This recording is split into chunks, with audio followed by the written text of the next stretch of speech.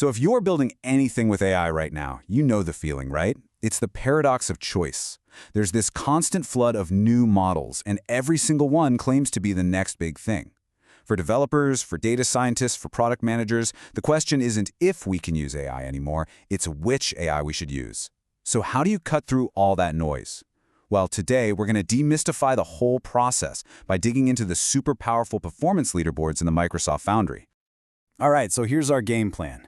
We'll start by talking about this AI model maze that everyone's stuck in. Then I'll show you how the model catalog is basically your guide out of it.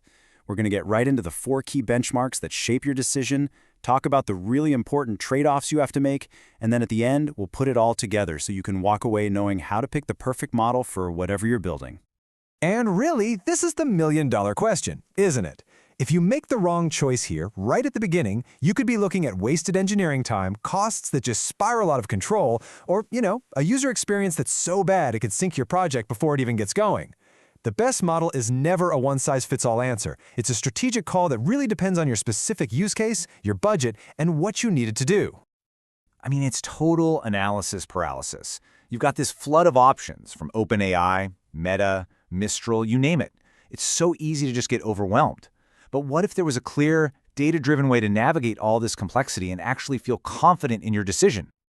And that's exactly where the Microsoft Foundry Model Catalog comes in. Honestly, the best way to think about it is as your map and compass for this entire AI model ecosystem.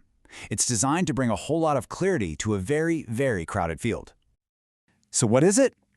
Think of it as this one-stop shop where you can find, check out, and most importantly, compare how different models perform side by side using the same exact metrics. It takes the conversation away from just marketing hype and grounds it in objective data so you can make a true apples-to-apples comparison. So how do you actually use it? Well, it's a pretty straightforward process. First, you filter the models based on what your project needs. Maybe you need something really good at code generation. Next, you can check out the detailed model cards to get a deeper look at their specs. Then, the fun part. You bring your top choices to the performance leaderboards to see how they stack up, before finally analyzing those crucial trade-offs to make your final call. Okay, but the real magic, the secret sauce here, it's all in the leaderboards, and they're built on 4 fundamental benchmarks. These are like the 4 pillars that will support your entire decision, giving you a complete 360-degree view of every single model. And those pillars are these 4 things right here: quality, safety, cost, and throughput. And these 4 are chosen for a reason. Together, they cover the essential factors you have to consider for any model you plan on putting into a real-world production environment. Understanding each one is key, so let's break them down. Let's start with quality.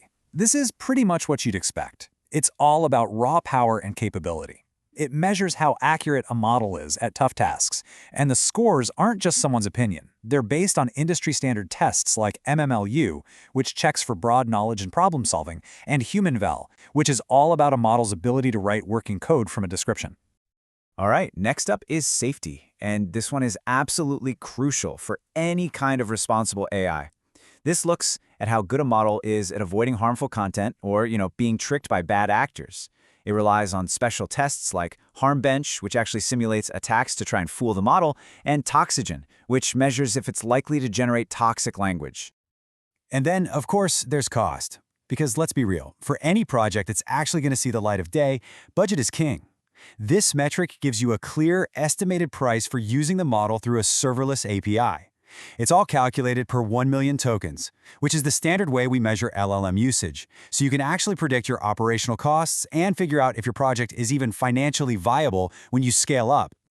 So you'll see a straightforward number, just like this. This makes comparing what it's going to cost you incredibly direct. And for an app with a lot of traffic, a difference of even a fraction of a dollar per million tokens can add up to thousands of dollars every month. This lets you do that math right up front before you've written a single line of code. And finally, throughput. This is a really important one because it's not just a one-time speed test. It's really a measure of stability. By looking at performance data over a full 14-day period, the leaderboard gives you a much more realistic idea of how the model typically performs under a real workload. It smooths out any random spikes and shows you what your users are actually going to experience. So when we talk about throughput, we're really looking at 2 different things.